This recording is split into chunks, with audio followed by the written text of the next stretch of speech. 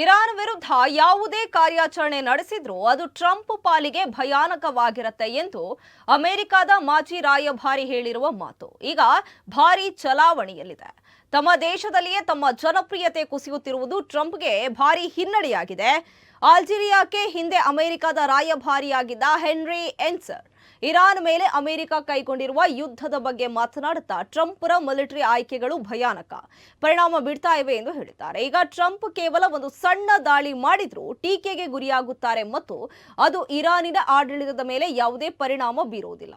ಅವರು ಬಹಳ ದೊಡ್ಡ ದಾಳಿ ಮಾಡಿದರೆ ಅಮೆರಿಕದ ಸೇನೆಯಲ್ಲೂ ಸಾವು ನೋವುಗಳು ಅಪಾರ ಪ್ರಮಾಣದಲ್ಲಾಗುತ್ತವೆ ಮತ್ತು ದಾಳಿ ನಿರೀಕ್ಷಿತ ಜಯ ತಂದುಕೊಡದೆ ಇರಬಹುದು ಎಂದು ಹೆನ್ರಿ ಅಭಿಪ್ರಾಯಪಟ್ಟಿದ್ದಾರೆ. ಆದ್ರಿಂದ ಅವರ ಮಿಲಿಟರಿ ಆಯ್ಕೆಗಳು ತುಂಬಾ ಕೆಟ್ಟದಾಗಿವೆ ಎಂದು ಹೇಳಿದ್ದಾರೆ. ಹೇಗಾದರೂ ಮುಂದಿನ ಕಾರ್ಯಾಚರಣೆಯನ್ನ ತಡೆಯಲು ಟ್ರಂಪ್ ಬಯಸ್ತಾರೆ. ಆದ್ರಿಂದಲೇ ಅವರು ಬೆದರಿಕೆ ಹಾಕುತ್ತಾರೆಯೇ ಹೊರತು ಮುಂದುವರಿಯುವುದಿಲ್ಲ.